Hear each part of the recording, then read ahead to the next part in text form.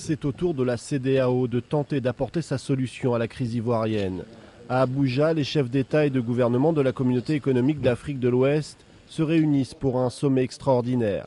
La médiation de Thabo Mbeki n'a pas eu les effets escomptés. Face au risque d'instabilité, l'ONU a décidé de rapatrier de Côte d'Ivoire le personnel non essentiel. Laurent Gbagbo, déclaré vainqueur de la présidentielle par le Conseil constitutionnel, ne semble pas vouloir renoncer. Il a choisi son Premier ministre en la personne de Gilbert Marine Boaké, un économiste. Alassane Ouattara, dont la victoire avait été annoncée par la commission électorale, a encore une fois invité son adversaire à reconnaître sa défaite. Il lui a également proposé d'accueillir dans son gouvernement ses ministres s'il démissionnait. Alassane Ouattara reste largement soutenu par la communauté internationale, une communauté internationale qui entend exercer une pression croissante sur Laurent Gbagbo. Barack Obama lui a fait parvenir une lettre plutôt explicite dont voici un extrait rapporté par l'AFP.